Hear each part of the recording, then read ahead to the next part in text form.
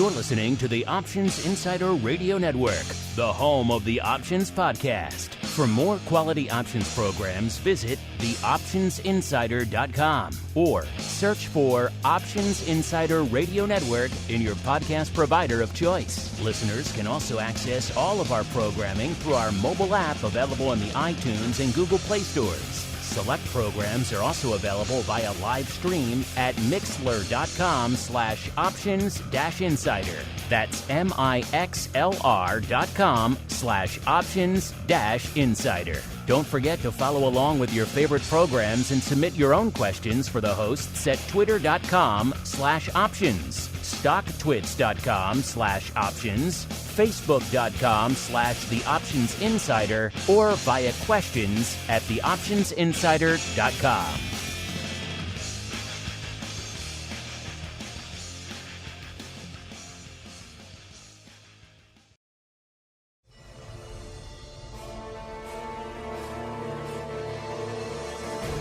You wanted it. You got it. A radio program that helps teach you options trading inside and out, basic to complex. This is Options Boot Camp.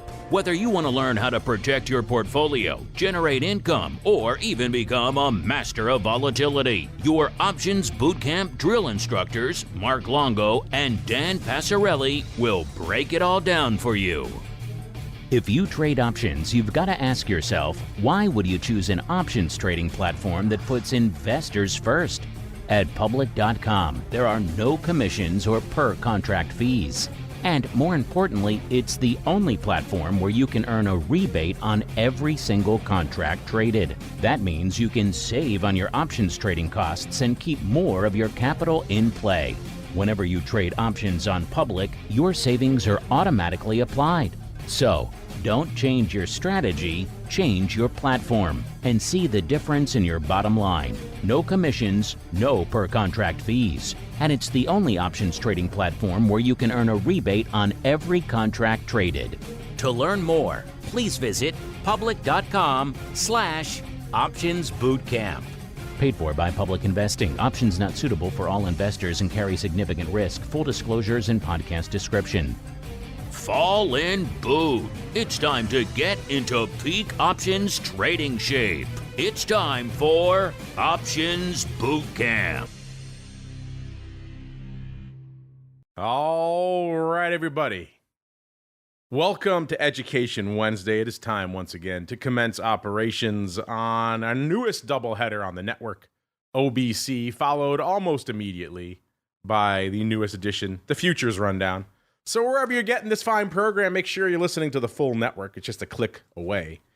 And then you can get the Futures Rundown, everything else we do here on the network, on the on-demand side as well. My name, of course, Mark Longo from the THEOptionsInsider.com, as well as from, of course, the aforementioned network. Remember, if you want to go above and beyond, the on-demand side just isn't enough for you. You want to get a couple of extra exclusive shows. The Pro is the way to go. TheOptionsInsider.com/pro. Get you oddities, get you pro Q&As. Had some fun ones last couple of weeks.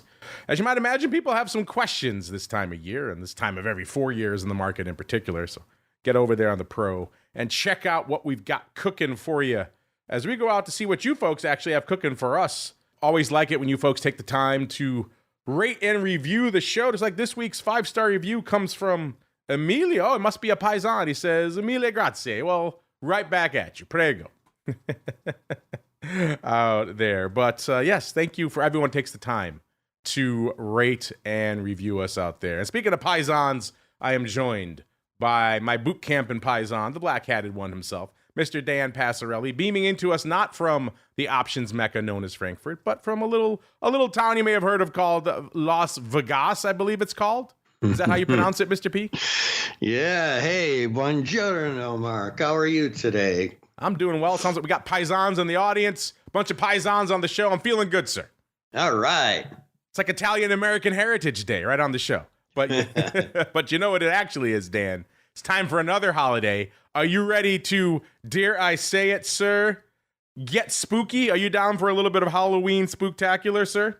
I'm always down for that, man. Let's do it. All right, then. Let's do it. Oh, there we go. How's that, Dan? You feeling a little bit of a spookage in your blood? Is it a little bit too scary for you? I can turn it down for you if you like. I thought you were going to have Vincent Price do the the intro thriller. I'm trying to do non-copyright. We got enough copyright people coming. We don't need the tubes saying we flagged that show. So unfortunately, Vincent Price copyrighted, but the epic Halloween spooktacular known as Toccata and Fugue in D minor by Bach is not, sir. Wow. And also, pretty darn bone-chilling. I mean, I could do the Halloween theme as well, but that's also copyrighted. This one kind of gives you a little bit of the spookage. You know, I could see you, Dan, in a lone castle, just pounding away on the keys. You know, what do you think? As long as I'm playing public domain songs, yes. Yes, public domain spooktacular. All right, just kind of setting the mood. I thought our usual mail call transition didn't suffice for the moment, sir, because we got to get a little spooky. We got to get a little scary. Welcome, of course. It is the day before Halloween as we are recording this, listeners. But you might be listening to it many months, years down the road. So hopefully wherever you are, we're giving you a little bit of taste of the old spookage out there as well. Let's start really quickly by looking back, Dan. Do you remember to the halcyon days of exactly a year ago when you and I were having all sorts of Halloween fun, and we had a Halloween spooktacular poll for the scariest sounding option strategy? Do you recall that, sir? Oh, yeah, I do vaguely, yes. Do you remember what won our scariest sounding option strategy last year, as chosen by the people? Was it? Man, I mean, I don't remember, but I'm just trying to, guess again. Tell you what, I'll give you the three choices we gave them. You can choose amongst them. Iron Condor, Iron Butterfly, or Strangle. Oh, it's got to be Strangle. Yes, Strangle ran away with it. 59.1%, 27.3% for Iron Condor, 9.1% for Iron Butterfly, and 4.5% for other. And we had some silly others last year. Then, Dan, as you probably don't recall, because again, all the day drinking I mentioned earlier, you also did your own top 5 most terrifying options trades of all time. Or maybe you can also say strategies of all time. Do you recall that list, sir? I have a very, very bad short-term memory, Mark, and long-term memory for that matter. All that brain trauma coming back to haunt you, sir. I'll give you number 5 on your list last year. It was any trade you don't understand. That was Dan's. That sounds like a Dan choice to me. Yes, that sounds like a Dan does. list. And number 4, you said the quote easy one. So any trade that I guess people think are too easy. What did you mean by that, sir?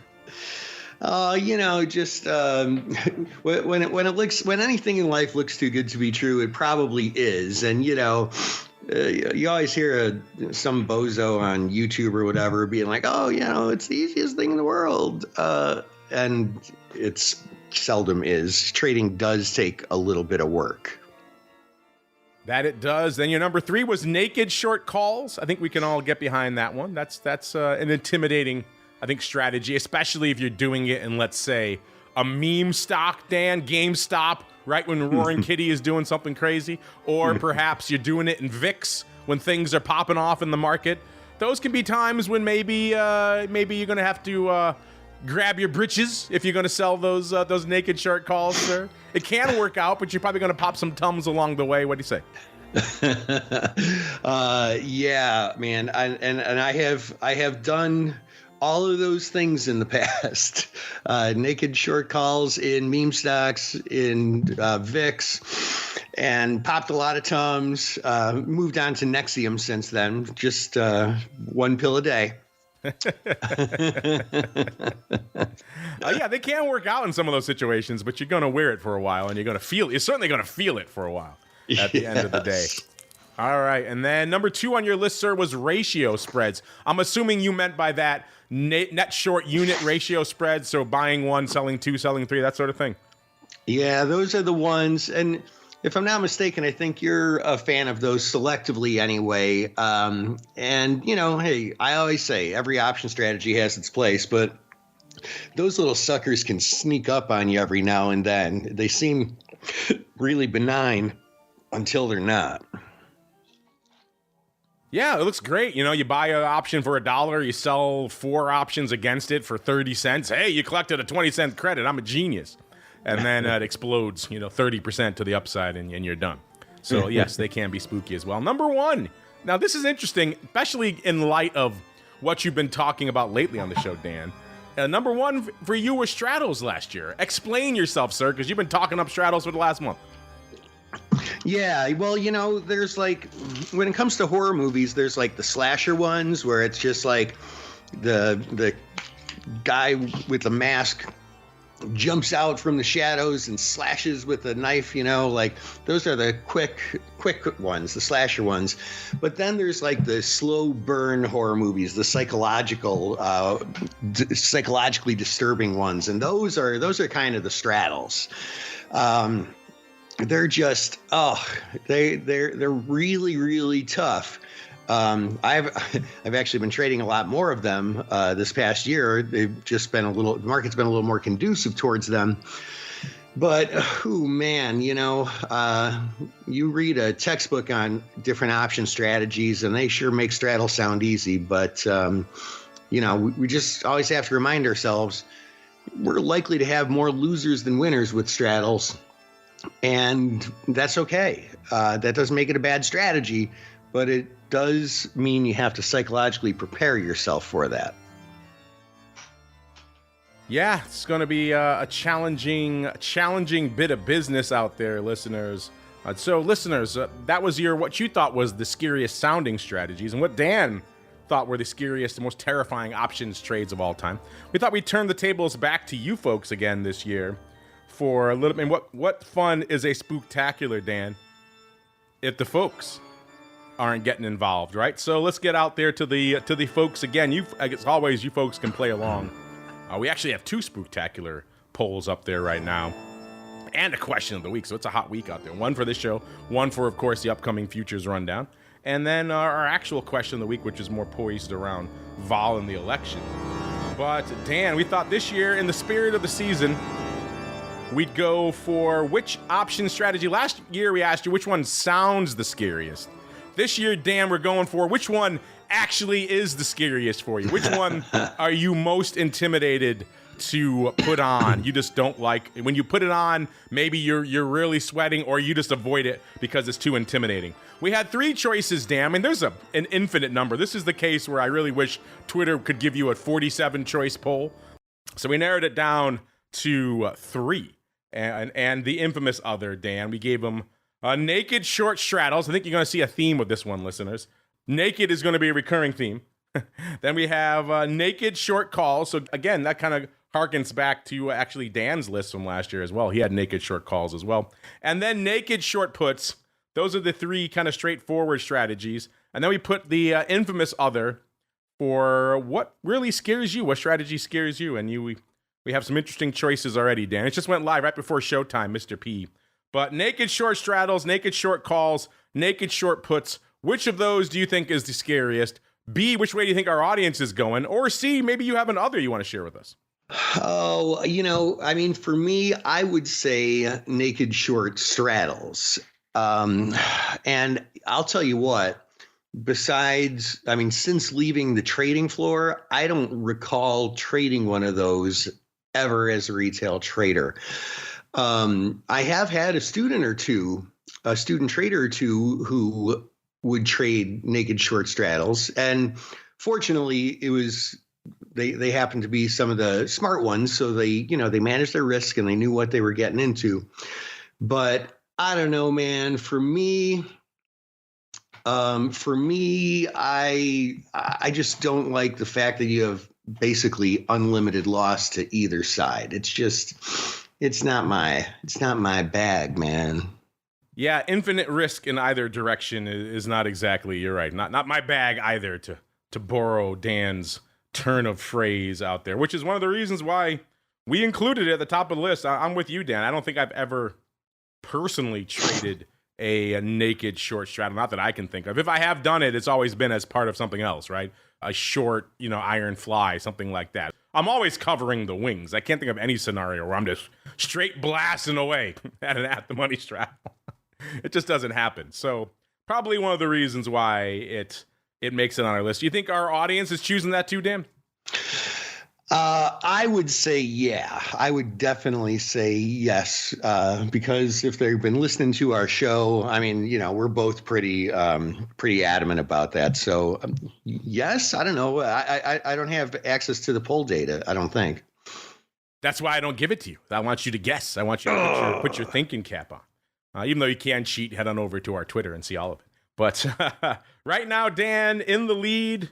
In the early voting, we have naked short puts taking it with 35%, followed by 30% for naked short calls. I could see that.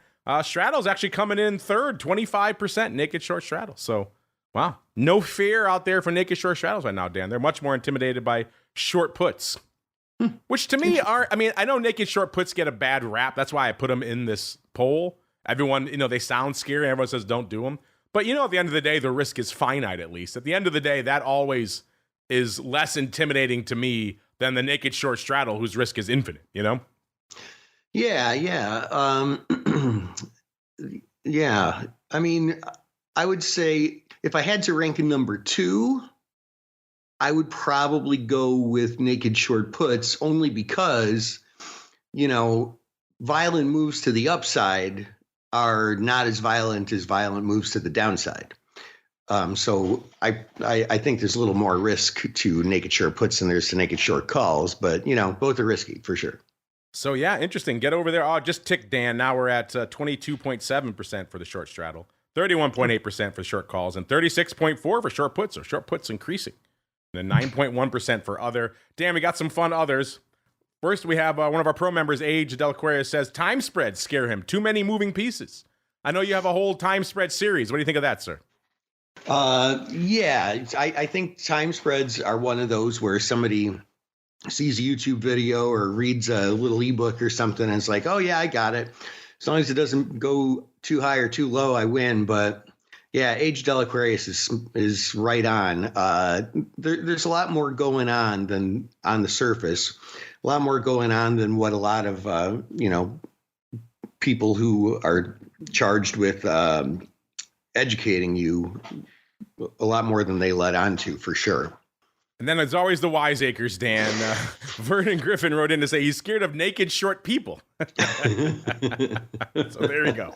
We all have our little picadillos that I suppose terrify us. And Dan, when I'm not terrified of naked short people, it's the Passarelli question of the week.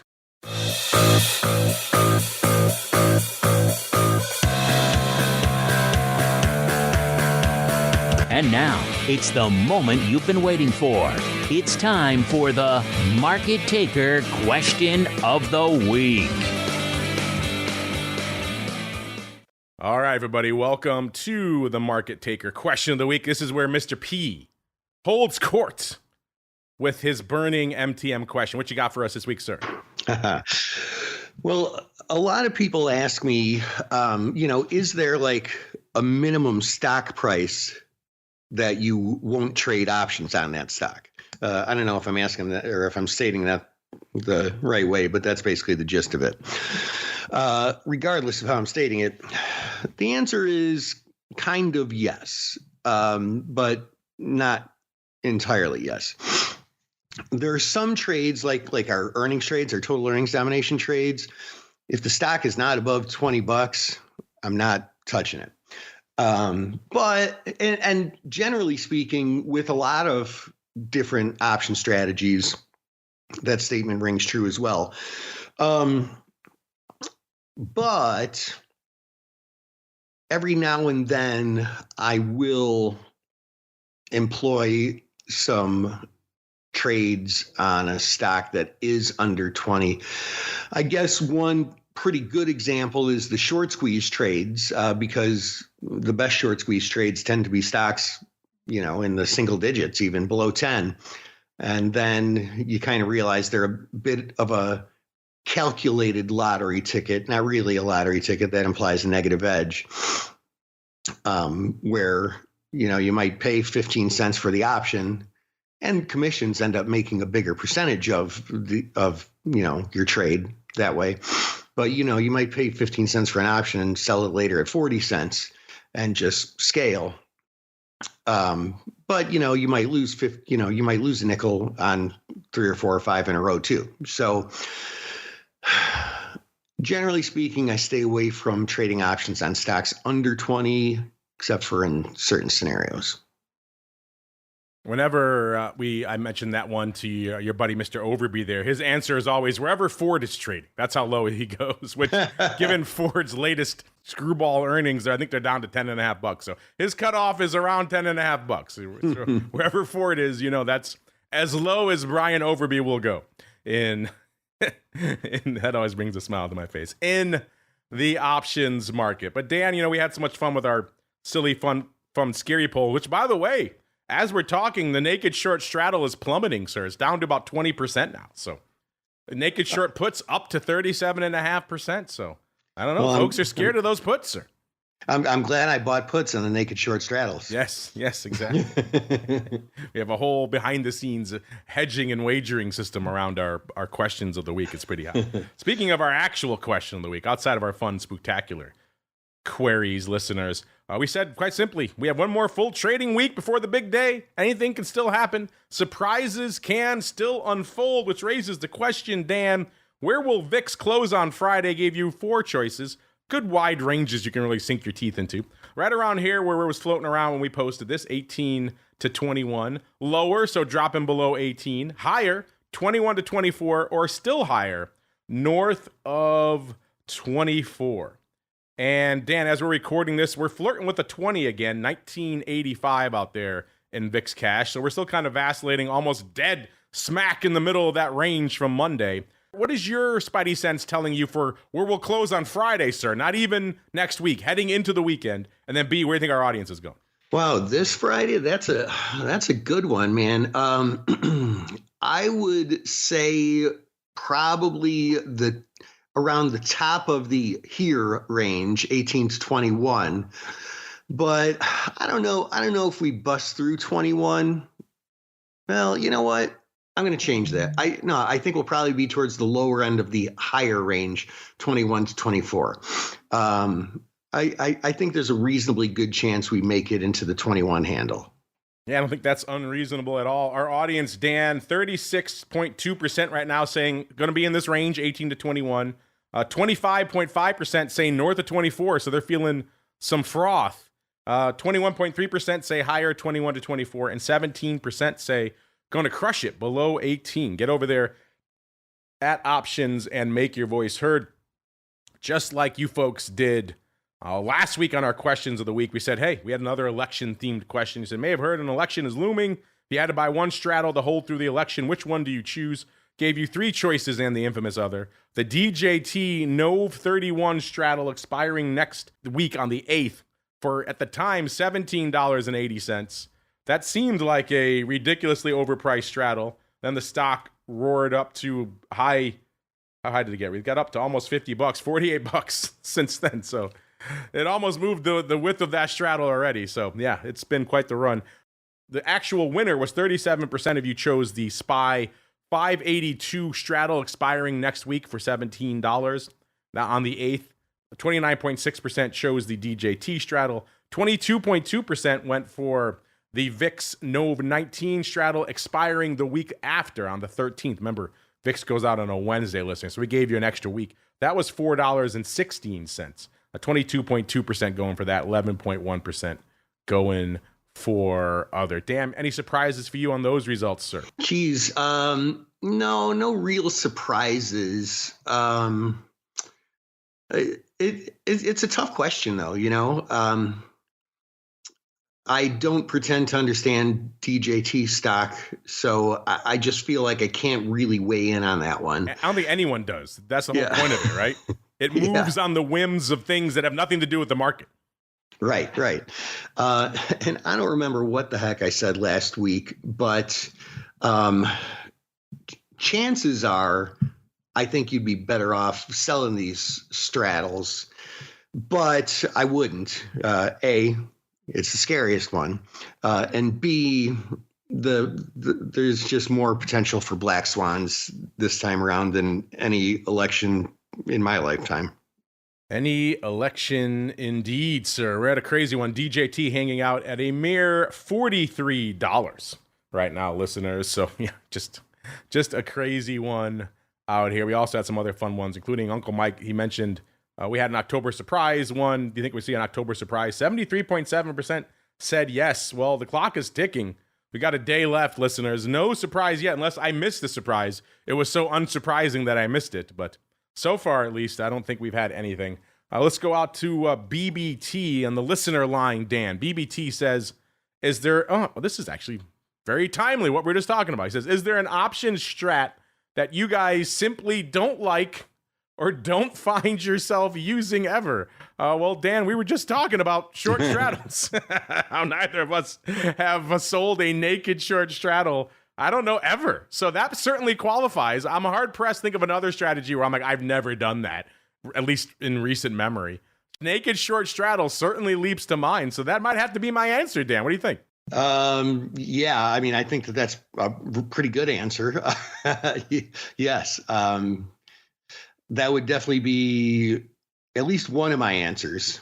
Naked short straddles, for sure. Yeah, I mean, it might be some funky thing like, ratio iron condor swap or something like that, but that's not really that. That's a more esoteric thing. He's talking about more mainstream strategies. Yeah, when it comes to just blasting away on straddles, not exactly a use case I really have or have ever had. So there you go, listeners. That was an easy one. We can fit right in, Dan. They should all be so easy. All right, let's go out to Thomas Canton. Oh, he says hello from the UK. So there you go, Dan. Next time you go abroad, got to stop in the UK. Maybe you could see our buddy Thomas. Oh, yeah. It can't all be Oktoberfest drinking binges with our listeners here. You got to spread the love a little bit. They have some good beer in the UK as well. He says, hello from the UK. I would like to ask a question about time spreads, please. I love our overseas listeners. So polite, Dan. They say please. Am I correct in assuming that if the second month's volatility is cheap and the front month's volatility is high, then that is a good setup for a time spread because you are looking for the second month's volatility to drop and the front month's to rise, thus shrinking the spread. Is that correct? Is that the correct setup, please? Well, another way you can see that they're not from around these parts, they use thus in their sentence. Not something we see too often over here. Well, great question. But Mr. Dan, you are out there running, your time spread series. You spend a lot of time talking about the right setups for time spreads. What do you have to say for our buddy Thomas from the UK? He wants to know, is this the right setup for a straightforward time spread, sir? Buy the second month at the money, sell the front month. I'm assuming that's what he means. Yeah, I mean, a couple of things. And I just kind of wanted to clarify that, too. If the front months or if the front expirations volatility is high and the back is low, then that's a good setup for buying a time spread. Your second to last sentence here, because you're looking for the second month's volatility to drop and the front to rise. After you put the trade on, you want the opposite to happen. Before you put the trade on, you want that front volatility to have risen to be higher and the back to be lower. But, to the point that Age of Delaquarius brought up earlier, they're nuanced. I do time spreads a lot with earnings trades. And with earnings trades, I mean, you always see the front expiration higher than the back expiration, but sometimes it's just not high enough. So you kind of have to think that through. With a regular income generating time spread, you want to look at things like not just the implied volatility differential, but the theta differential. You want to see where the projected break evens are.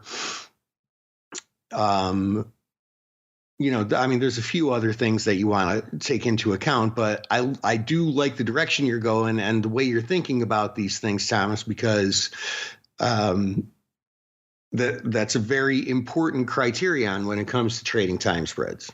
Yeah, that's a good point. He does kind of undo it with that second to last sentence. he was all right up until then. You're right. Once you buy it, you don't want that month you're buying to drop. You want the opposite. Yeah. So everything up to that second to last sentence, Thomas, you were right on the money. So yeah, I think in general, the way you're looking at it is correct. You want that vol you're buying to be cheap You want the vol you're selling to be overpriced, and hopefully vol you buy goes up, and hopefully the vol you sell goes down. It's pretty straightforward there. All right, let's go out to this one. This handle 30S. I guess he means 30s car. He has a 30s car or 30S car, whatever that could be. I'm going to go with 30s car. It just rolls off the tongue better. 30s car wants to know, do you guys ever take this show on the road? Would enjoy watching a live show? We'll figure a car guy would ask a road question. But Dan, what we have done on the network, a lot of live shows over the years. Our Option Block show, we famously took over Elephant and Castle back in the day. I've done vol views on the stage at FIA. We've done a lot of live shows. Done vol views at the SIBO. I've done a bunch of other things live. This show, we haven't really, with the exception of when you have your mastermind session. Then we do it live, but for a very select audience, Dan. It's just for your students there. So I guess the correct answer is yes, we have done live shows of this program, just not for the masses, Dan. What do you have to say? Yeah. I was wondering if Elephant and Castle is like at the end of Route 66. Doesn't Route 66 go through downtown Chicago at a couple of points? Maybe we should find a bar to broadcast from. Lou Malnati's is on it, or one of those ones. Or Lou Mitchell's, that diner, is right on the beginning of Route 66, I believe. Oh yeah. That's right. So yeah, it's fun doing stuff in person, but I don't know. I'm in if you do one. Yeah, ever since, post-pandemic, it kind of went mostly virtual, and this just seems like it's so easy for everybody, But there is something to be said for, you're right, getting the gang together and having a fun live show. So I don't know, 30s car, where are you? Where are you beaming in from, 30s car? Maybe we can bring a road show down to you. That'd be kind of fun. We just take it on the road, Dan. What do you say? We just go around. I guess technically you and I did meet on a panel in Las Vegas, so we can count that as like an early pre-show. And so we did the show in Las Vegas. And you're in Las Vegas now, so there is a bit of a Vegas crossover there, I suppose. But yeah, outside of that, we haven't done too many live. I don't know, maybe if other listeners are on board for that, you want a live OBC coming to a town. How about this, Dan? You're in Vegas, the Sphere. What do you say? We got to do it, right? That would be great. Just send the bill to Options Bootcamp. Yes, send the bill to that unknown entity known as Options Bootcamp.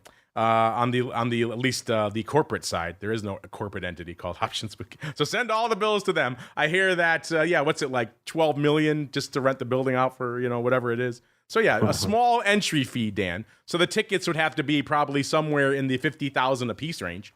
But I think we could swing that for our audience. We got some high rollers in our audience. What do you think? Yeah, and I think we're worth it, don't you? Well, that's beyond question. Of course we are worth it. It's just a question of, our folks. They have to get to Vegas. There's a lot of logistics to it. But, the 50 grand, that's the easy part for our listeners out there, Dan. So let us know, listeners. Are you down for a little bit of live OBC coming to perhaps a Sphere near you? All right, Dan. Glad you survived our Spooktacular. Hopefully it wasn't too spooky for you. We tried to make it manageable. We know your spookage threshold is pretty low. Yeah, I mean, I made it. I had to pop an extra Xanax today, but what are you gonna do? No blood-curdling screams, no sounds of chainsaws. None of the fun stuff that really gets the old heart pumping out there. Let's check in really quickly on our Spooktacular poll one more time. Yes, straddles continue to fall, sir. They're now 20% naked short straddles. Naked short puts running away with it, 36%, 32% right now for naked short calls, and 12% for other. The naked short puts got even higher. They got to like 38% while we were talking or something. So yeah, intriguing, wow. Sir. Intriguing elements. By the way, let's give a little bit of a hint, Dan. I will be doing the futures rundown in a few minutes, and we have a Spooktacular poll up there as well. What elements of futures trading are the most intimidating to you? They gave you 4 choices, well, 3 really, and the infamous other. Confusing margin, accidental delivery, I like that one. Or weird and wild products, or something else that spooks you. Dan, if there's an aspect of futures trading that spooks you, what is it? And what do you think our audience is choosing? Man, I remember that one time when I had 5,000 bushels of corn dropped into my driveway. It's the worst. Oh, in the middle of the night, they just drop it on your lawn. They don't even tell you. They don't even like ring the bell. You just wake up and there's just corn for days. It's the worst. I agree. Yeah, cleaning up the bird poop afterwards was even worse. So yes, don't take delivery on any ag product. Now the livestock, that's the worst. When they drop a bunch of live cattle on your lawn at 2 a.m., you know, that's definitely the worst. And the pigs, the lean hot, don't even get me started on the pigs. So yeah, the accidental delivery, certainly not. Our audience right now is going for confusing margin. Easy for me to say. Confusing margin, Dan, with 50%. Oh. Which I can understand. There's initial margin, there's maintenance margin, there's overnight margin, and it varies all the time by product. There's a lot of moving parts there. There's intraday. Yeah, there's a lot of different types of margins. I can see why that would be intimidating, folks. If you want to hear more about that kind of fun, listeners, tune into the Futures Rundown in a little bit. Dan, I believe we'll have a guest on there that you will be familiar with, sir. It is your futures guy extraordinaire, John. Is it Seguin? Am I pronouncing that correctly? Seguin. Seguin. Okay, yeah. There you go. So there you go. Double dose of MTM on the network today, sir. Very cool. In the meantime, sir, if folks want a double dose of MTM in their lives, where should they go? What should they do? Just head on over to markettaker.com, 2 T's in a row, and hit us up there. I'd love to help out any way we can. We love our listeners. There you go. Don't forget the second T for Theta. And while you're surfing for stuff, head on over to public.com/optionsbootcamp. That's the easiest way to thank them for supporting this show that's been coming to you for well over a decade now, since its primordial ooze days out in Vegas. And that's all you have to do. Just go to that URL, kick the tires and light the fires. Maybe if you like something, tell them. If you want to see them add something, tell them that. Try out that rebate, public.com/optionsbootcamp to learn more. That's going to do it for us on the old OBC today. Back in a little bit with a little bit of the old futures rundown. Then back again tomorrow, of course, for the option block. And This Week in Futures Options Friday, vol views, options oddities coming for the pro folks, returning to its same bat time, same bat channel. You want to get access to that, of course, theoptionsinsider.com/pro. Then we kick it off on Monday until next Tuesday. We have the big election night spectacular. Dan, are you on for that? Are you going to join us for the see if you can win back your money from Uncle Mike? What do you think? Yeah. Well, seeing as I didn't get my money from Uncle Mike last time, so I am going to join, man. Yeah, that's going to be great. All right. Dan will join the live election crew. Should be a fun spectacular. We'll walk you through all the fun, all the madness that's going on, and maybe talk you off the ledge a bit if your candidate of choice is not doing well. So should be a fun night. There's always been surprises on these shows, so maybe we'll have some fun giveaways, all sorts of fun. So look forward to that. It's going to be open and available to all, so everybody can listen. Don't worry. So we'll see you back there next Tuesday, and then if Dan is not too hungover, we'll see you next Wednesday, another episode of Options Bootcamp. Stay safe out there. If you trade options, you've got to ask yourself, why would you choose an options trading platform that puts investors first? At public.com, there are no commissions or per contract fees. And more importantly, it's the only platform where you can earn a rebate on every single contract traded. That means you can save on your options trading costs and keep more of your capital in play. Whenever you trade options on Public, your savings are automatically applied.